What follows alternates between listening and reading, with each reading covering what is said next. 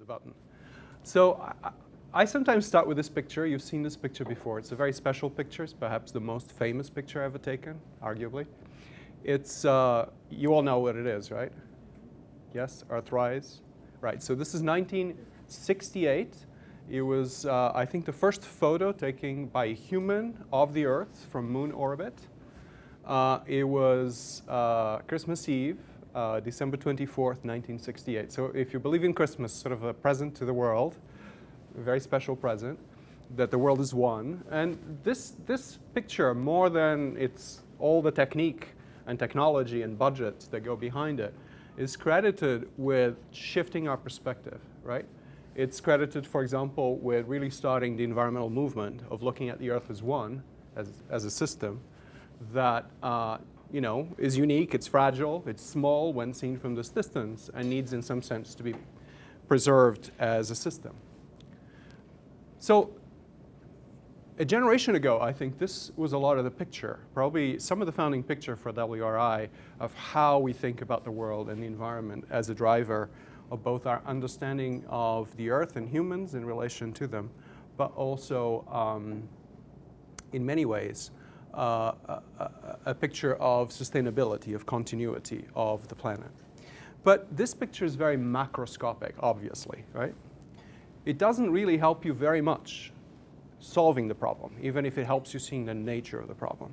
And so my point is going to be that it took much longer till we started seeing how is it that challenges to sustainability as well as the kind of changes that we create as humans actually have structure and how they work. And a lot of this talk will be about that. So this is, of course, a picture of India. It could have been from many other parts of the world. India is particularly interesting because it's not especially urbanized. People fight over numbers, but the consensus number is that about 1/3 of its population, still a lot of people, live in cities. But basically the map, this is a map from Earth at Night. This is from 2012. But these kind of pictures started appearing in the 80s. Where you started seeing maps of the Earth at night and in other ways, for example, in terms of built environment from satellite programs, mostly from NASA at the time, like Landsat, that started to tell you that what you see is that human activity and humans themselves are incredibly concentrated spatially. They're concentrated in cities. So there's Delhi. You see the big cities of India if you know your geography. So in many ways, the problem of the Earth as a whole is also very local. It's a local problem of how we live in cities. And the point is that ever since, so this is basically one generation to another, is recasting the nature of the problem increasingly, you know, at smaller and smaller scales. So I'm going down in scale. So this is a photo of Beijing that I think is a little humorous. It's about a relatively new city that hasn't figured out its traffic problems. You know, Beijing and São Paulo kind of hold records for, you know, the worst traffic jams in the world. I think a few years ago in Beijing, it lasted almost a week. So, you know, there are things that you never imagined could happen, and they happen in our growing cities today. But basically, the picture is that you now start seeing the systems in cities. Many of you here look at transportation, so there's transportation. And if you look carefully, there's also, of course, the problem of air quality. And as you keep going down a little bit further, and now we're in Hong Kong, what you see, this is a more, even though in the same region, it's a city that's older, that's more developed, that's basically one of the great models for very fast development. It's also a fairly sustainable city, partly because actually it's just very dense. But it's a city of speed, right? It's a city of diversity, of people, of the built environment, of many uses. It's sort of the Jane Jacobs city of the 21st century, right? And this is characteristic of cities, of course. The things that make cities exciting and also a little bit stressful is the sense of speed, of diversity, of possibility, right? And Hong Kong certainly has it, but all cities do have this. But you now start having sort of the human experience of living in cities, right? How is it that we create and then navigate the opportunities of these very diverse spaces? And then sort of almost the final picture of the sequence, of course, is the individual, right? So this is Rio, and to me it's a hopeful picture. It's not a sad picture, but it's a picture of a city in transformation. But it's also a city, of course, with improvised infrastructure, improvised housing, somewhat informal. This is typical of what's happening throughout the world in terms of very fast growth of cities in Latin America, of course, but more to the point, increasingly in Asia and in India, in Asia and in Africa. And so this, in some sense, is the challenge. It paints both a picture of opportunity of somebody living in a city starting to have sort of many of the services and possibilities that we associate with more modern life and our life of subsistence, but also all the challenges of creating good environments for people that do enable those possibilities. Okay. So that was just sort of a visual tour, but it's a tour that's supposed to tell you a little bit how the perspective and the means of studying cities has shifted. It's shifted from a very macroscopic picture where we see, for example, effects in global climate change of our economic growth, increasingly to a picture that now we are asked to focus on individuals and build that picture up from there. Okay? This is very hard to do. We don't know how to do it, and a lot of this talk will be about that. Okay? But that's the question, is that you basically are flipping the usual model of environmental and sciences and planning in terms of trying to address the problem essentially at its source, but also creating better solutions. So why cities? Okay, you already know the answer if you're sitting in this room, but I just think it's actually sobering to look at a few facts and a few pictures. So this is Shanghai, and what you see here is 25 years of change, right? So a generation or less. And it's a completely different city. I don't know what you think about development in China, if it's good or bad. It's like development anywhere else, it's both. But China in this generation took about 500 million people out of poverty. I mean, that's unprecedented. Now India is doing that, but hopefully. But it's a momentous transformation that has happened really fast. And it's happening essentially through the urbanization and, of course, all the structural changes to the economy and resource use and infrastructure that comes with urbanization in a large country like China. So you probably have seen this as well. It's kind of a curious graph. It's not a great graph, but it illustrates another important point. I'll throw some cold water on this in a second, but basically the point that when you look at GDP per capita sort of as a measure of development, not a perfect one, but one that's still important, on the y-axis, and levels of urbanization, so percentage of population by some measure that's standard, but it's not perfect, of people who live in cities, you tend to see this sort of diagonal graph, so each color is a different country, and you see essentially that urbanization tends to be associated with larger GDP per capita, so with development by this measure.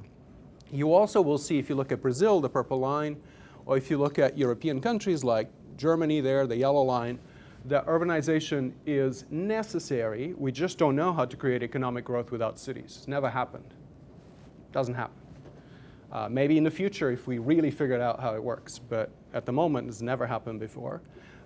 But they're necessary, but they're not sufficient. So there are cases in which you can create cities, like Brazil had a long period, and this is true of other places in Latin America. In Africa, it's harder to tell that, though people have said that, but the data is so bad that it's hard to know. But there are periods in which you can have urbanization apparently without economic growth. But as I'll show you towards, as I develop the talk, a lot of things are still happening. So this is kind of a crude measure of course, development. But this connection is very interesting. The urbanization and economic transformations and economic growth tends to be strongly associated. So this is just a plot I did myself. This is a paper in progress. I haven't finished it yet. But it basically plays to the fact, this works, that if you actually look at those two red lines, China and India, this is an old plot that I got from this report. If you bravely extrapolate those lines, it looks like China and India are doing better than the United States and Europe have done in the past. So if you extrapolate those lines up, it looks like they create more economic growth with lower levels of urbanization, which seems to be true. Because, of course, there's a whole effect of economic growth in time as well. But if you do that, this is more or less where China and India are. And so a big question for India in particular, China's already plugging along, has other issues. Namely, it's basically a model of urbanization that's, for us, like 19th century urbanization based on large-scale manufacturing. India is different. But the question is, this is from a talk I gave in India, is where is India going? Is it going to go to the United States? Is it going to do better, et cetera? What's happening with its urbanization? You see that the level of growth that's created from a very small basis is very fast, though. That's very interesting. Okay, this is probably my favorite plot. It's still a very macroscopic plot, but it illustrates another much more important property of urbanization. This is from UN Habitat's yearly report of a few years ago, 2012, 2013. Of course, that appears a few years later. But what you're looking here at in the y-axis is something called the Human Development Index. It's a compound index of development based on a capabilities approach to development by Amartya Sen and others. And the idea is that GDP is not a good measure of development. Incomes are real incomes, should be considered, but you should consider other things too, such as health and education. Other things you should consider too, and we'll get to that. But this is what the HDI includes.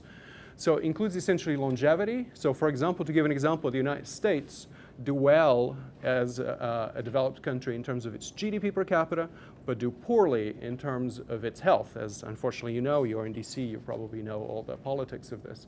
But we have relatively low and very unequal longevity. And similarly, but less drastically with education. So what you're seeing here, sorry about the long sort of digression, is comparing nations in blue and their large cities in orange. Okay? So you can see, for example, that, and this is ranked such that when you come to the right, you see the most developed cities and nations by this measure. So what you see is that the main feature of this is that the orange line, the orange points are almost always above the blue. Okay? That means that cities, large cities in each nation are almost always more developed than the nation as a whole. That includes those cities. So basically, large cities by measures like education, economic incomes, as well as longevity, tends to do better. And therefore, in some sense, they're kind of leading the vanguard for processes of development that then nations tend to catch up with. So if you look at any map of development, and if you look at it structured in space, which we increasingly can do very well, and I'll show you some plots for a couple of examples, you tend to see that measures of development, whether they are delivery of services, or health, or education, they tend, even with all kinds of inequality, to be concentrated in larger cities and then spread through other parts of the country. There may be exceptions, but this is typical. Other examples, this is, for example, access to clean water. This is for India, but it could be from other places. This is an old World Bank report that shows you that you have more access to clean water at lower prices in larger cities. This is for China. It's, you can see the paper there, and it shows sort of the other side of it, if you care about the environmental costs, urbanization, other bars. And then you see that both again, GDP per capita, but also energy use per capita in red go up with urbanization. This is curious because we know that there are some savings that cities realize, but as a whole, nations tend to go to states of consuming more energy per capita as they go larger, even if larger cities sometimes are a little bit more efficient than smaller cities. So there's an interesting structural transformation that's at the level of the entire nation. And so what you see, to summarize this part, is that cities are really the places where a lot of sort of the push for what we call development happens. But that development is also a very broad spectrum phenomenon. It's not just about economic growth. That can happen, but even when you don't quite get economic growth, you tend to get all kinds of other transformations. People get civically involved, like in Brazil, or they have access, even though it's not ideal, to better services and infrastructure that they would have in the countryside, or better education, and basically a more open horizon for their lives and their kids. So this is not without qualifications, but even on average tends to be true as far as we know, and we know this increasingly from more parts of the world. So a lot of what is leading this monumental change of people coming to cities is a very broad-scale transformation that involves many quantities at once. Okay. So let's go a little bit about models of understanding cities so that we understand a little bit where we've been and hopefully where we're going. So a lot of old models have sort of this character. So we're going back more than a century ago. And when people started actually being self-conscious of cities, which was in Europe and the United States at the time of the Industrial Revolution, they started imagining that they could solve all the problems of cities by basically creating perfect cities, sort of utopia. So this is from Green Cities of Tomorrow. It's Ebenezer Howard's, one of the most famous early books on planning. He was not a planner. He was not a scientist. And he created this crazy model, right? This is nuts. It's basically something that says that the perfect city should have a certain population. You see there that it's a group of slumless, smokeless cities, so you get the problems that they're trying to solve. That they would have populations like you see that they would have populations like 58,000 people in a center, and then you have this crystalline structure where other cities would be nucleated and there'll be transportation in between. So this is kind of a machine, right? But it's an idealization of what a city could be. And it's probably true, here's the point, that would make this slumless and smokeless, but it creates all kinds of other problems that are contrary to how a city works for people in terms of how you interact with other people, economic development, civics, and all kinds of other things. Okay? So this is kind of a generation later, almost 2 generations later, how that model was conceptualized. And this is maybe the most famous model for cities. It's Le Corbusier's Ville radieuse, but it's basically modernist planning. You know, it's super towers, super blocks till the eye can see. It's basically, here are the people, right? People. And so it's basically segregated for cars and transportation. But the idea is that, you know, this would solve, again, this would solve the environmental problems, the transportation problems, but would also make people healthy and make society perfect. Now, this was tried. You know it's tried. It was tried in Eastern Europe. It was tried in some South American countries. It was tried a little bit in Europe, a lot in public housing, unfortunately. And this is just junk science, right? So I love reading Le Corbusier. He's so charismatic. The way he writes is beautiful. But there's no model here that informs that this built environment really leads to good social, economic, and civic life, right? It has density all in the wrong places, right? The density, which should be more of interaction, that facilitates divisions of knowledge and labor, are actually in residential zones that, as you know, creates tremendous stress of maintenance and safety and all kinds of things that, particularly in a model of public housing, is particularly disastrous. So, wrong, right? What about this one? Okay, this is now our generation now, and this is IBM's view of smart cities. Now, it's not now the same sort of utopia of large, you know, blocks and so forth, but it's sort of our utopia. It's a lot to do with environmental challenges and climate change. This was to be Masdar City, which is in the Emirates, and it was one of IBM's poster children for smart cities, the smart city movement and smart city proposals. It's a zero-emission city and so forth, but again has no people, right? It looks like a mall. And these things, unfortunately, are not going to go anymore. This thing basically was not, no one wanted to live there, so now it's a sad-looking office park kind of thing. But the problem, again, is that even though this does a lot of good, right, just like the other models actually did some good in terms of creating a zero-emission city, it's not actually creating a good environment for people and for innovation, including entrepreneurship, economics, and so forth. It could, but that has been completely de-emphasized. That has not been actually what the engineering is about, or what. So basically, this is a long way of saying that cities are not massive engineered problems. They're also this, but this is not enough to create good cities.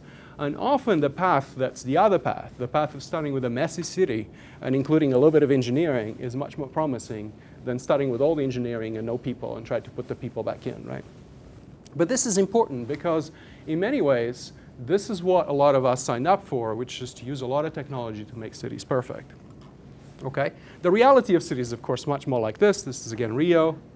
And I'll get back to this at the end of the talk. This is Lagos, so this is all informal, right? No engineering, practically. You know, but this is a real city. This is Lagos, of course, projected to be the largest city in the world by mid-century. And it is a mess. This is a market that you're looking at. But it is a real city in the sense of economics, in terms of, you know, people coming to the city, of it growing, of being desirable for the population of Nigeria and so forth. Okay? So just to set the stage for this part, I just want to give you some projections for the numbers. These projections have big errors in them that depend particularly in demographic transitions. So namely, as people move to cities, how many kids will they have and so forth. But basically, they show you some of the largest cities by mid-century and then the end of the century and their sizes. So you can see the reference there, but basically cities like Mumbai and Delhi are, so the cities of India basically are projected to be the largest in the world by mid-century. So this is why urbanization in India is so critical, both for sustainability, for India as well in terms of its socio-economic development. But you will achieve cities that start having scales like 50, 60, 70 million people, which are unprecedented. So the largest city today is Tokyo metropolitan area, which is almost 40, not quite 40. It's a city that's very well engineered, that has no violence, that has good civic institutions and strong governance at a metropolitan level, but that these cities don't have. So it's a very interesting mental picture to imagine what Lagos at 76.6 million people will look like, and what would it have to look like to be a good city. Okay? And so at the end of this, basically, I want to give you this picture that as we look at cities, we really, as you start looking at individuals, right, not at the macro planning of cities, but from the perspective of you and me, then all these problems that tend to be separated in different disciplines, different practices, different areas of policy come together. And when I talk about city as a complex system, is nothing less than your experience that you need to be healthy, you need to have a job, you need to have a place for the kids to go to school, you need to have clean water. And all this is connected in your life, in your path through time and space. And that's basically what makes quality of life, but also requires an integration of these issues over space and time to create good cities. This is not in Le Corbusier's model, right? Or in the green cities of tomorrow, or even probably in IBM's model. Okay, I'll skip on this, but this is a way of doing some of this. So one of the points about policy and planning as we go forward is that then, if you buy all this, it requires a lot more knowledge than we had before. The advantage or the simplicity of Le Corbusier's model is that a white guy, could sit in front of, a blueprint and say, shall be like this. If you ever seen the video of him erasing Paris and building it again, it's kind of crazy, right? But he did it. It didn't quite get built, but almost. So, but if you now start saying, I need to know how you live and what your problems are, how are you supposed to do that? And do that then in a systematic way, both in terms of policy and in terms essentially of scientific knowledge that allows you to do policy. So that's really the challenge. And this is just a list of many of the things that are important. But it's important that you as WRI, us as University of Chicago, create spaces that integrate a lot of this knowledge and practice in ways that allow us to do better. So how do cities work? So I already told you that if you take essentially this perspective that we asked to take, increasingly, for example, with the new urban agenda of thinking about human-centric urban development, you need to think about the connections between all these aspects of cities: economic life, civics, built environment, health, and so forth. And so this is, of course, Jane Jacobs, and she said this in the 1960s. And this was the beginning of the fight against this master planning approach to cities. And she really is the turning point of this. Arguably, she's the greatest urbanist of certainly the 20th century. So she said things like real cities really present situations to which everything is moving together. And that's what you need to understand in order to understand cities. So in my work, I come from, as I was at a Santa Fe Institute, sort of the mecca of complex systems. Complex systems is just this, is the integration of this kind of dynamics. But I wanted to put that in light of a few properties that are really important for cities and that have not been really part of, certainly they're in the world of ideas, but they have not been part of our conceptual tools to understand cities and create policy. The first one is heterogeneity. That's pretty clear what it is, right? Is that everybody is a bit different, right? And sometimes people are really different. There are very rich people, very poor people. In any city you see this. But there are migrants, there are people who have been there a long time. There are very different power structures. There are different races and ethnicities. There are very different professions. And that's important because the city is in many ways the assemblage of difference in order to create value out of division of labor and knowledge. The second point I already mentioned it, is essentially that this diversity is connected. It only makes sense, the city creates basically interactions in which, for example, we can be doing this talk because I have knowledge from having studied some places and done some math. You guys have knowledge of other places, and it's worth to come together. Maybe we can write a paper or write a report together or something. So there's value in aggregating knowledge and creating collective action. And this happens all the time, both in the private sector in terms of businesses, but also in civics. The third point, which I'll show you some examples for and is critical in the way we came into this work, is this idea of scaling. So when you look at cities smaller and larger, they don't have quite the same properties. So this is why larger cities are more expensive, for example, and denser. There's a reason for that, and it's very predictable, and I'll show you why. But this also means that larger cities and smaller cities have effectively different kinds of problems, at least to leading order. The fourth point is very important because it's at the root of almost every problem. If you come from a background in economics, you often think, or at least your tools are set up such that there's cause and effect, and you try to actually find ways of finding variables that are causal in that simple linear sense. But in cities, this tends to not be true. This is not true in most complex systems anyway, including the economy. But the point is, let me ask you a question just to illustrate this. Is a city rich because it has good infrastructure? Le Corbusier would tell you yes. Or does it have good infrastructure because it's rich? Which one is it? Right? Well, if you look at history, it's neither, right? You got better infrastructure, you got a little richer, you got better infrastructure. You know, it's basically been a cycle of co-development. And you could think about that in terms of education and development or fairness and you know, institutions. You could ask, you know, it's not that you just can know what the right model of infrastructure is to get to a certain level of wealth. You have to actually co-develop many aspects of the problem as you go along. So this circular causality and the fact that you can create growth and change is very important. And finally, it's this process of all these things entangled that create change that's open-ended. So again, when we think of cities, and a lot of our models are of equilibrium, the most important thing, as I showed you for Shanghai, is that things are changing, that changing relatively fast. Okay, so part of the idea is how do we start capturing this? And so a lot of my early work was about this, which is basically just trying to capture the effect that larger cities, in this case, are more expensive. So you'd be happy to know. So this is US cities. It's about 50 years of data. In this case, it was almost 40 years of data, but now I've done this with a little bit more data, but it's not the slide. What I'm showing here are just wages. So it's the total wages paid in different cities. So this is New York, and this is LA, and then they kind of are hard to tell. This is Silicon Valley here. And on the y-axis is a measure of population, okay? And what I did here is that I cheated a little bit to create an effect, is that I took away economic growth and population growth at the system-wide level, okay? So this is why there's an N bar and a Y bar. So I took away basically the fact that the economy grew since '69 as a whole for the United States, not for each city, but as a whole, the average. And the population also has grown. And when you do this, you basically get this kind of plot where basically, see here, New York didn't change very much. It's just been circling there, and this is true of almost every city. And also that the best fit to that line is that line that has a slope that's larger than the dashed line. And that means that wages in larger cities per capita are a little bit higher. In this case, they're higher. Every time you double the size of a city, you get, in this case, that number there, 1.11, 11% gain in terms of how much more you make. Of course, you make more money, you spend more money, and if you look at real incomes, this actually averages out. But it means that the flows of money, and therefore also the GDP, is accelerating with city size. And this is true of almost all these effects we already talked about. So this is now GDP for, I think, 10 countries, and it's a very similar effect. You see China there is very noisy. If you want to know what this is Shenzhen. So it's almost Hong Kong, but it's not Hong Kong. But it's a very exceptional city because your Mac products, my Mac products are assembled there and many other things. But basically this effect, you see this in every city. Sorry, every urban system. This is wages, violent crime, patents, GDP is a similar effect. Still United States. This is Europe. So you see, for example, Europe is interesting because even though, of course, it's in the modern era when the places where urbanization started,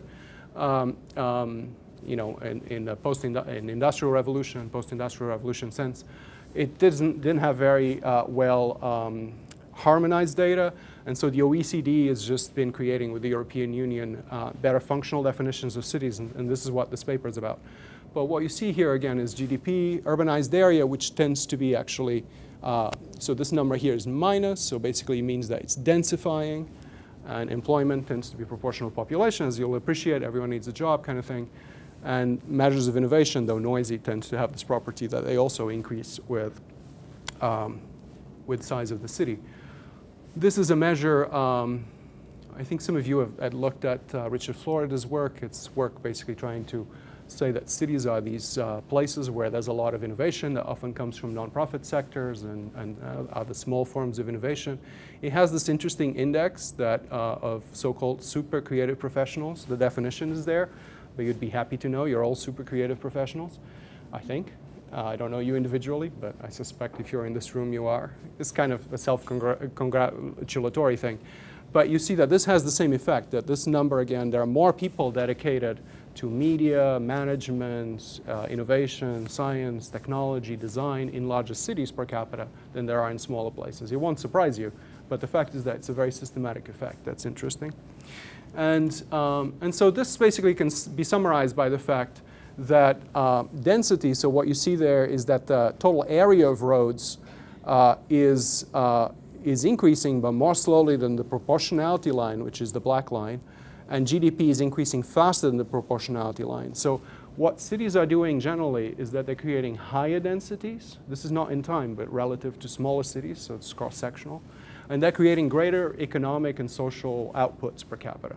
So there's basically a compression of space, and there's an expression, a creation of socioeconomic interactions. So I call cities, because of this, I call them a social reactor. They're basically a way by which, on this average picture, people come together and create these greater socioeconomic outputs per capita. Okay, so I'm going to tell you how this works so that you kind of have this picture in the back of your mind. So whenever you think about policy, you see both the challenges and opportunities that this creates. So this is a very famous picture been taken by many photographers of Mumbai train station. And this basically illustrates what a city is in some way. It's still a static picture. But so what you have here is, of course, the physical infrastructure of the city, the trains and the lines and the station. But then sort of the blur is people, right? It's all the stuff that people are doing. So people are the fast variable. So what you do all the time is kind of fast. And the infrastructure, of course, is changing, but it's kind of slower. So it's the movement of people and what people do that tends to, being the fast variable, that move what the other dynamics of the city are.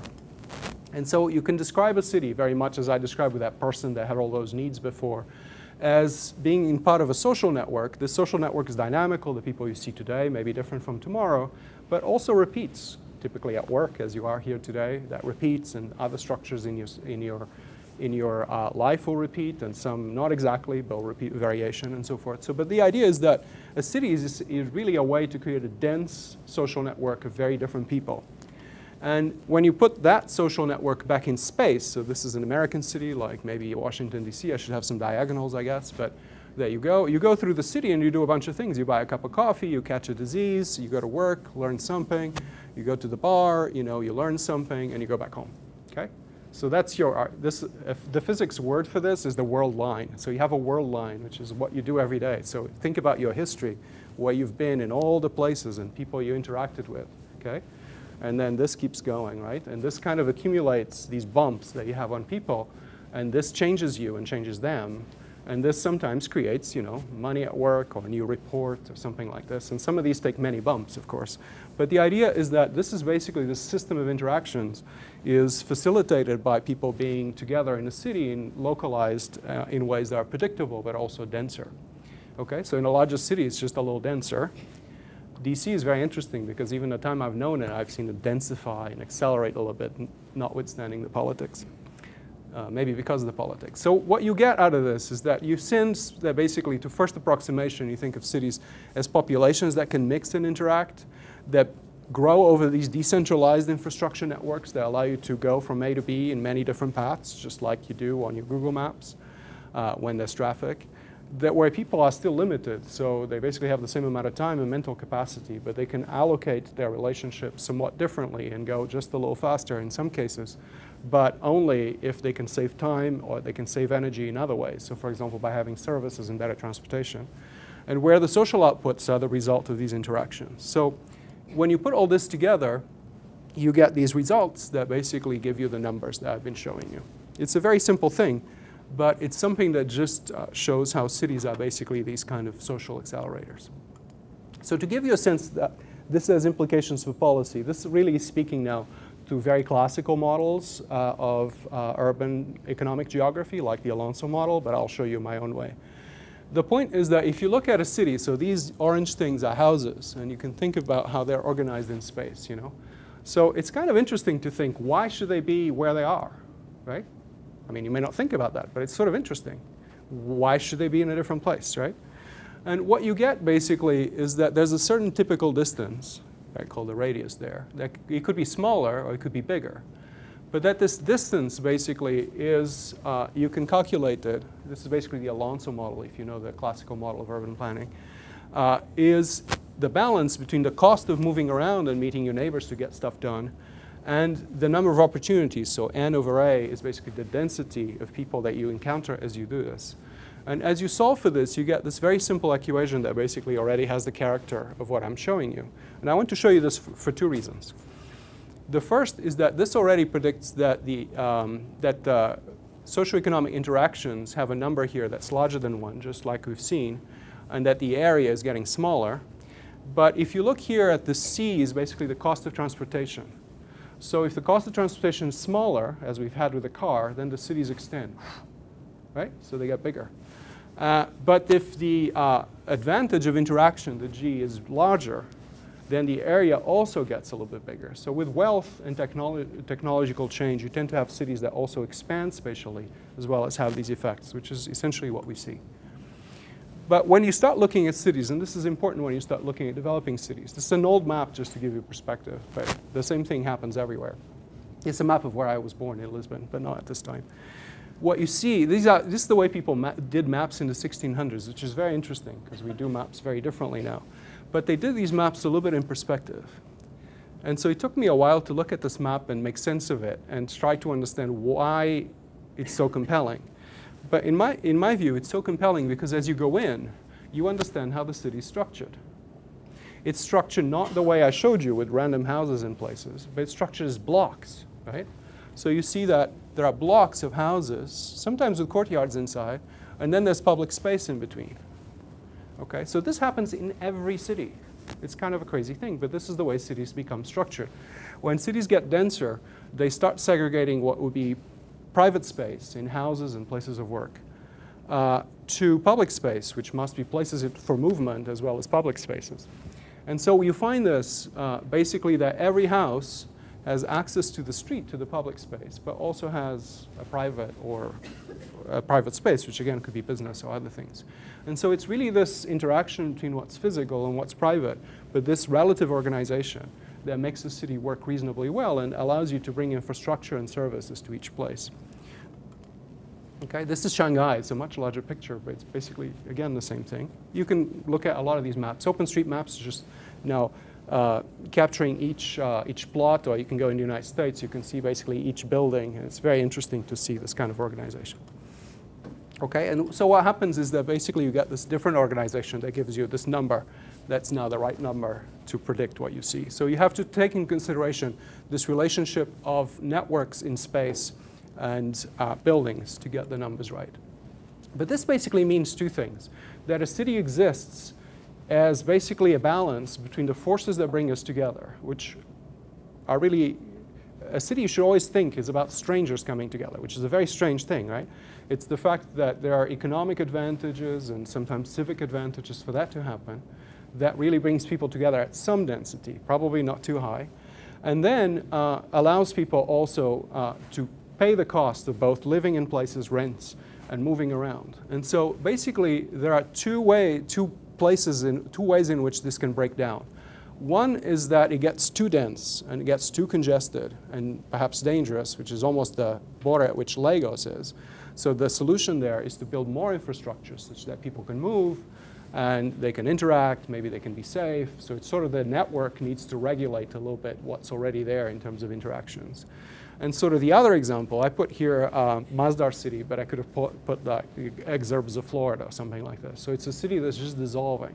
It's so undense, it's so hard for people to come together, that's so costly in terms of the benefit that you get, that the city is just about falling apart in terms of a unit and falls apart into smaller pieces. So that happens too, and it's sort of interesting. It's more characteristic of our experience in the United States. Okay, so you can predict a lot of things with this. One is that the infrastructure gets really big. So the pipes, for example, in Tokyo go 3 times around the Earth. And there are all these facts and things you can know, but they get also quite big, and you can predict how big they need to get. It means that the infrastructure, predictably, has to gets to be a large fraction of space, and eventually, in dense parts of the city, needs to go into the 3rd dimension, either underground or overground. So in India, this is just happening with the subways and so forth. But until now, it's just very difficult to do. In Lagos, still hasn't happened. It's just about to happen. It's just somehow you need to, when you start creating these segregations of movement spaces with public spaces, you need to find ways in which they can exist at the right proportions. And this becomes important. This is what happens if you don't do much to it. So this is sort of the, well, this is sort of the perfect economics market solution to it, but unfortunately it's very inefficient. So it's basically a tragedy of the commons, or everyone's, this is Rio, it's basically all the cables. This is Hong Kong, where things get very dense, but basically the city goes three-dimensional, so it means that you can create a lot more floor space, so rents out of the same essential amount of land. So this basically multiplication of space is very important, particularly as construction gets to be more inexpensive. In Hong Kong, they're very good at this. And so it's basically the idea that you can multiply the value of land by creating more and more space that's vertical. And this allows the city to both realize economic gains in real estate for those who care, but also allow more people to live together, but require great care to the infrastructure of going up and down here. And this is just about the height of cities, I'll pass it, but it also means that a lot of the value of cities, its GDP, gets deposited in real estate. So you probably know that in Washington, D.C., but if you're in San Jose, for example, in Silicon Valley, it's just horrible. I was there 2 weeks ago for a meeting, and it looks as bad as any other place. It could be, Florida, or it could be, some nondescript part of Texas. The weather's nicer, maybe. But it's just all the value that's being realized there. You have basically shacks that are valued at $3 or $4 million. It's unbelievable. But that value is not going into public services and infrastructure. You don't see, fantastic parks or better highways or not, perfect roads. You just, somehow it's been not captured by the public sector and by public goods, more to the point. But basically what happens is that land values always grow faster than incomes as cities develop, which is a bit of an opportunity and a challenge for cities. Okay? This is basically interactions through cell phones, have the same properties. And this is a funny one that we wrote about in one of our early papers, which is the speed at which people walk increases a little bit. So the fact that you interact with a lot of people and you're busier in a larger city tends to create also patterns of human behavior that are a little different. This has problems in the way it's measured, but basically gets to the individual behaving a little differently. But it's the idea that in New York, or maybe here, I don't know, here people are nicer, right? But that you kind of don't have time for a bunch of things and you just want to get fast and so forth. And certainly in New York, when I get a cup of coffee, it's fast. So, okay. So just to finish this section, I want to say that there's something I didn't show you, but you can also see. It's harder to see. But it's that there's a structural change in the economy and in the way knowledge is embedded in urban societies. And it tends to, very roughly, you can see this in professions or in business types by city size. So for example, if you come to a large city in any nation, that's the place where you see all the rare, crazy professions, like the brain surgeon or the patent attorney, or the scientist or the policy analyst. And what you tend to see is that you go from a poor society that has basically no division of labor, or very little division of labor, that tends to be associated with subsistence.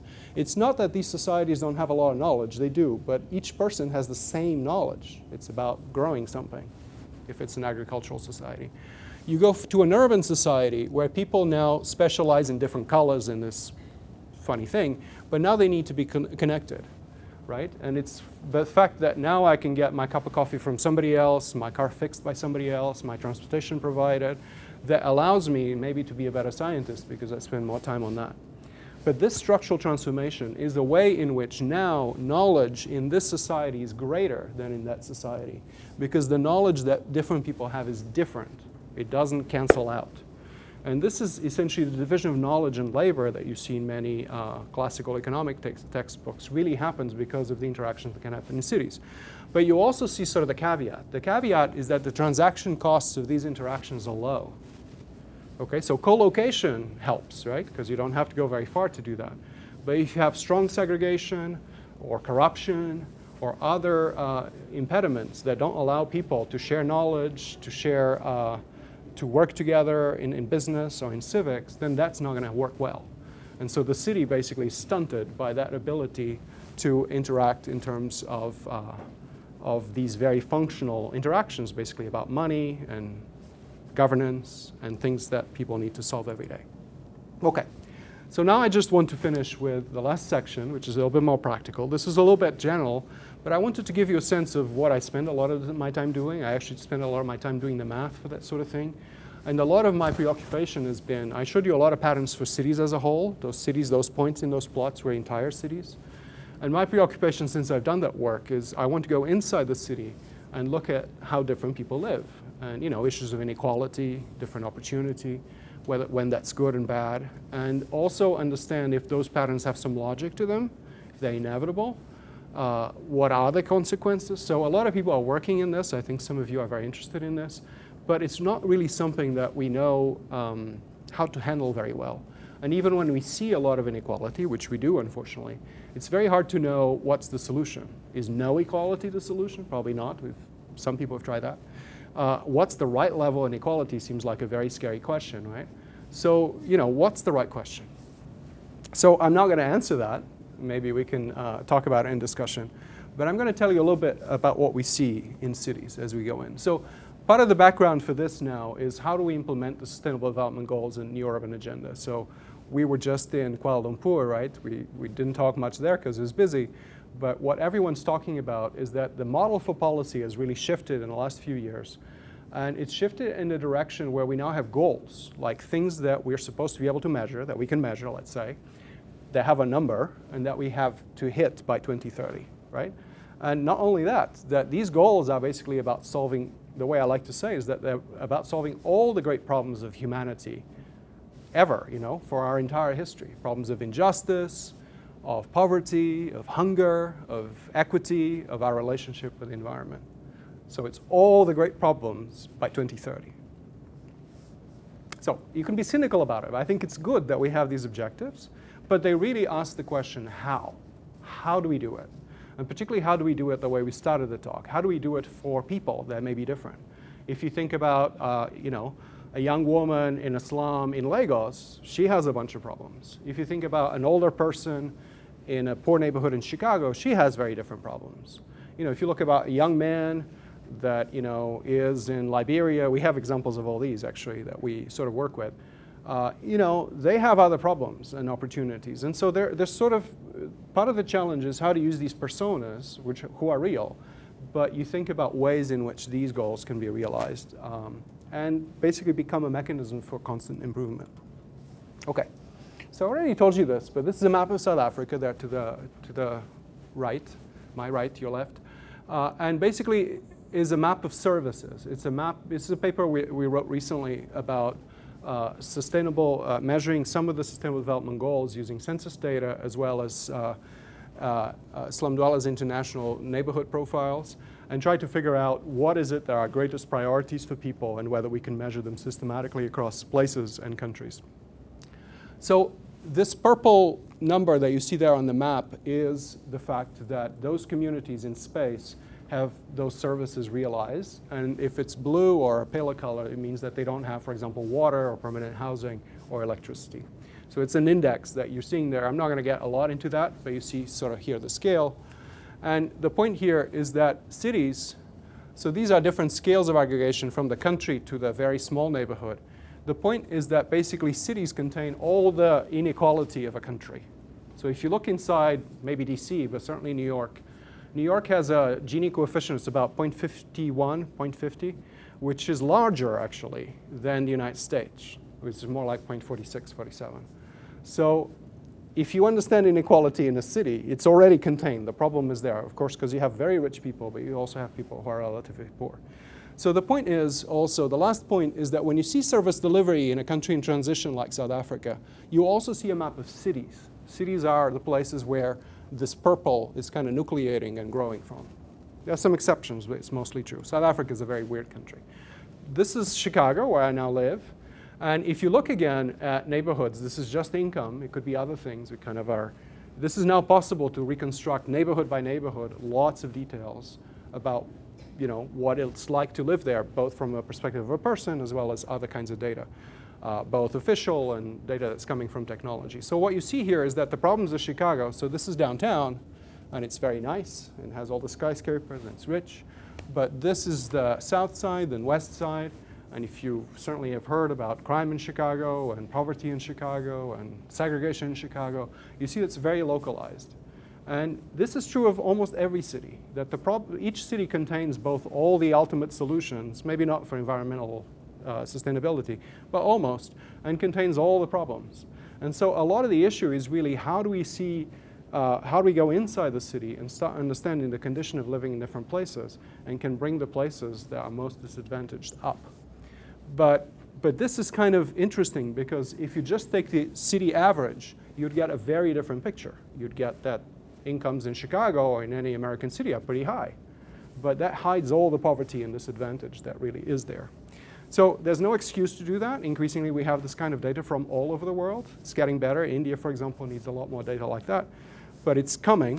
And so the question is how, this is what people in Kuala Lumpur were talking about, localizing the Sustainable Development Goals. If you're going to achieve the Sustainable Development Goals, you have to achieve them in each one of those polygons in there, right? Not just in the green ones, done, right? Or even on average, but each one of those. That's the problem. Okay, so, and if you look how many of those there are, they're very poor, that kind of don't conform with Sustainable Development Goals. There are about 1 million places. Like that's just order of magnitude. It could be 2 million if you're sort of looking into the future of what you need to build. But this is more or less this. It takes about 2 years to create at least physical infrastructure and services. This is not to speak necessarily of issues of justice, but you know, this would go a long way. And so basically, it takes about 2 million years to solve the problem, and you have 12, right? So you can't do it that way. You have to do it in a way in which all these million places are solving their problems in parallel. So this is kind of interesting, I think, because it says that the kind of solutions that you need has to have this massive parallelism. And that offers the opportunity for a lot of peer networks, so people who are solving similar problems, maybe in somewhat different contexts, to learn from each other, to use each other's tools, of course with local adaptation, for financial organizations and international organizations to also learn from this comparative environment where people are solving similar problems in different places. And so I think that if we play to this dynamic right, we actually are in an excellent opportunity to learn and achieve this change in ways that are much more efficient and much faster and I think better than we've done in the past. Okay, so this is the kind of money that would be needed. Some of the numbers for India, these are somewhat guessed numbers, but just to give you a sense.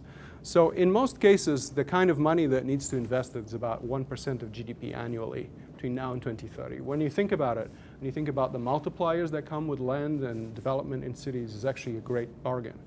But it requires all kinds of coordination from the individual on the ground all the way to the international organizations, to you and me, to bring this knowledge together and make it actionable. So I think that the critical problem is to use all this knowledge that we increasingly have of cities and can create to create not just diagnose, but also to start thinking about solutions that are in the spirit of cities.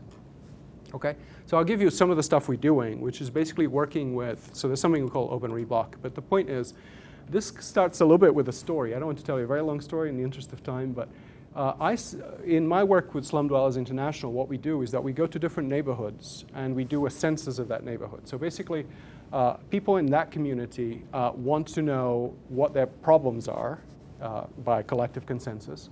And part of the exercise that Slum Dweller International communities do, as sort of a method that they developed, as I said, over decades, is to bring people together, to make them discuss their issues, but also answer a questionnaire, which is basically a census of services, people, how many people, what's the limit of the neighborhood. And by doing this, actually, the amazing thing is that, you know, how much do you know about your neighbors? The amazing thing is that people start learning about each other and understanding each other's problems and come up at least with a local view of what are their priorities. So that's really what's for, okay? But the point is, we started going to a lot of communities and see that they were ready with moving the shacks around, often shacks, and put streets so that people basically had what looked like a rudimentary street plan in which you could actually bring an ambulance to each place where people lived, or a fire truck. So one of the big issues with slums is fires. Another one is water and basically flooding. So the moment you can start bringing streets in, that people have addresses, that you address emergency services for resilience and just for daily life, you start having essentially the conditions, the physical conditions that I showed you from my native Lisbon, that look like a formal place, okay? It doesn't look like a formal place if you look at the materials in which people are building. But functionally, places can have an address, they have space in which you can run a sewage line, you could in principle have a meter, and in some cases this is already happening. But without street networks, this cannot happen. So OpenReBlock is really, in terms of understanding these maps that people are making, these are beautiful things. Look at that. You know, each shack, each physical space, this is done with great care and great, knowledge. And it's sort of an act of discovery. It's a beautiful thing. I love maps. And then, people start discussing, who lives here. There's a census of who lives in each place. And in many cases, this was done with paper. This takes years, right? But it's kind of an exercise. And then you jump, and then this is OpenStreetMaps, right? So all of a sudden, the entire Nepal was mapped shack by shack after the earthquake. Liberia, if you go to Monrovia, go to OpenStreetMaps in Monrovia, and you'll see that the entire country, Monrovia certainly, is all mapped shack by shack, and it's a swamp. So it's both a collaboration of people on the ground and people just working over OpenStreetMaps, over satellite photos. This is South Africa, and you see basically a census. You also see interesting things like this is where the services are, because they cannot get into the neighborhood. There are no streets. But this is where the bar is, right? The bar is also a church. So it's everything. It's the community center. Okay, and the point is that you can start analyzing this and start asking, where should I put streets? And it turns out this is a math problem. I'm not going to bore you with that if you don't like it, but if you like math, I'd love to tell you. But basically, you can start analyzing the places that are most internal, which are the yellow ones, and start understanding where could you put streets that create the minimal disturbance to the layout that's already there. And you can do this on a larger scale and diagnose the places in red is worse, and in yellow or white, they're already solved, they already have access. The places that are more or less internal, and start doing this for entire cities. This is Harare in Zimbabwe. And so you can start basically saying, how much do I have to build? This is not very visible, but there are some streets being grown into the neighborhood. How much do I need to build? What's the area of parcels versus streets? How much of the area do I need to use for streets? And, and at this point, there were still 22 that were isolated that you cannot reach by street fronts. But the idea is that you can start bringing a little bit of technology, a little bit of community organization, and create essentially tools that are planning tools so that people can gradually work together to start creating solutions that embed all the local knowledge, but also start creating professional maps that solve problems. Okay, so I'll skip this, but basically this is a way you can build this and keep on building the network. And this is actually what happens historically. This is in Toledo in Spain, but you see that you start with cul-de-sacs, which is very typical of the minimal. This is sort of a plan of the center of Toledo, which is a very dense city, but it has a lot of cul-de-sacs, you see. That's the way you go in if you want to build just a little bit. But after a while, you tend to have these blocks where you start having traffic going through, because this is sort of more convenient in terms of how the city is laid out. But this is not essential for access to each place. Okay. And this is sort of my last slide that has a little bit of data, is that as you do this, as you start serving each neighborhood, each one of those polygons, this is again from that paper from South Africa, you both create better access. So this is what this means here, that this is getting better. So if you reach one, everyone has services. But you also create more inequality across neighborhoods. That's what it means to go that way. So as you start servicing more, right, if you start with a city that very few have services, very few neighborhoods have services, and now you service some, you're creating more inequality, not less. So this is actually interesting and problematic for policy, because who gets it first? Who should get it first? And will people actually stay the course when you're there, which is the level of maximum inequality? So this is what's happening in Brazil and South Africa. This is specified by different kinds of services. But you see this basically kind of plot, which tells you that as you go to the right, you also tend to go up first before you can come down. So it's interesting and problematic that the process of delivery of services that's localized tends to have this issue that creates even more spatial inequality before that goes down.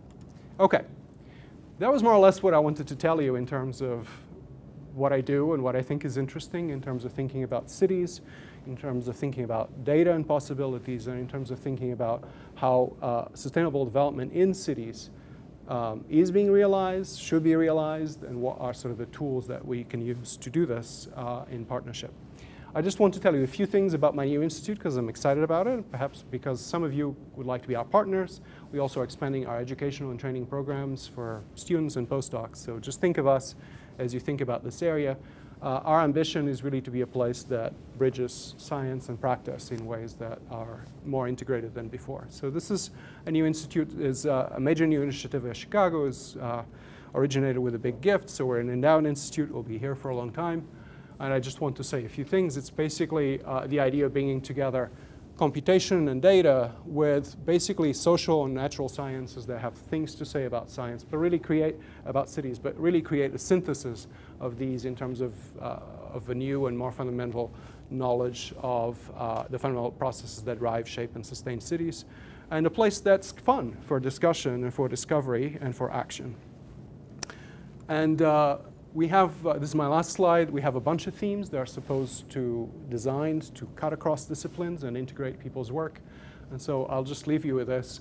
One, I think you've seen many examples in the last part of my talk, has to do with neighborhoods and human development, the fact that human development of the basic kind really happens at the local level, one neighborhood at a time, but that is a broad kind of development. It's not just economic. There's a theme that I'm very interested in having to do with cognition, agency, and institutions. How do people think in cities? Cities are very complicated places. How can they act? What latitude do they have? What opportunities do they have? And how institutions, both formal and informal, if you know about basically economics of economic growth in institutions, this is a big theme, how they facilitate or don't processes of change and innovation. Innovation and economic growth, sustainable cities, a lot of you work in this, and there's a lot to be said about that. And then the built environment and architecture, and also a comparative look at cities through history, because we have people that have amazing expertise in doing that. So that's all I had to say. Thank you very much for staying, and I look forward to your questions. Thank you.